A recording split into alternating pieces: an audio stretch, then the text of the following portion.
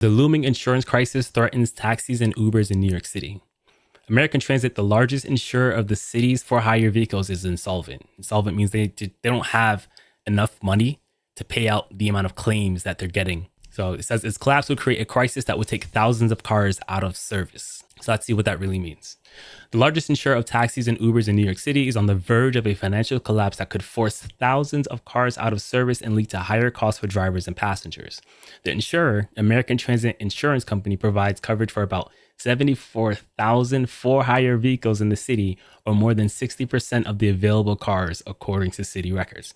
And based on my knowledge, and I want to confirm this right now, I'm pretty sure that the cap for the amount of drivers that are allowed to have TNC plates in New York City is around $75,000. What is the TNC cap in New York City? So if that's true, it could be all of the TNC drivers, which is Uber and Lyft drivers, and of course, a couple of other companies. Okay, so there's 200,000 vehicles cap on the TNC. So it's not all of them, but it's a lot of them, you know? That is a pretty big cut of drivers that would potentially not be able to drive until that insurance issue is fixed. In its latest financial filing, the privately owned company reported that it was insolvent with more than $700 million in losses from existing and projected claims from past accidents, a huge hole that has been growing for years in part because of questionable financial practices, according to state officials. So it's very possible that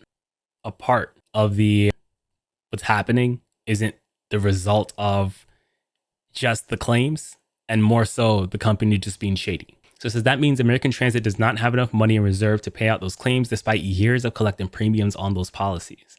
Instead, the company has managed to continue operating by using money coming in from new premiums to help cover the costs, essentially leaving its current clients underinsured in the event of an accident, state officials said. And that's awful. That's actually disgusting, and I hope the government does not let this company off easy. I hope that everyone who has a valid claim through these people get taken care of, and I hope this company sinks. I really do. While American Transit still has options, it's faced a deepening crisis and its losses have mounted. Were the company to collapse altogether, thousands of taxis, Ubers, Lyfts, and livery cars would be immediately taken off the road until they can find other insurance, which is likely to be difficult and costly since most large insurers do not offer this specialized insurance in the city. So I don't know if New York City has a specific insurance that those drivers need that drivers outside of New York City don't. But if that's the case, this is an example of how when government sets a rule for something that has to happen, there are drawbacks to it. I'm not going to say it's all like negative, right? There obviously could be positives to it, but we're experiencing a potential negative drawback to this. Drivers of those vehicles would lose their income, while riders would have to find another way to get around.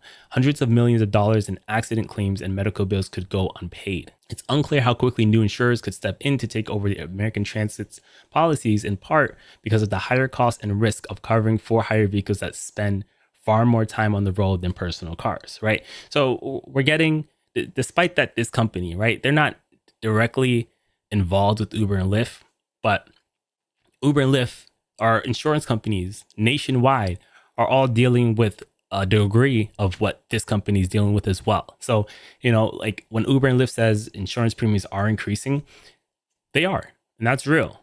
Now, does that excuse the way they treat us? No, it doesn't. That's not the point of what I'm making. The point of what I'm making is having the ability to see exactly how much of our money is going towards insurance is important.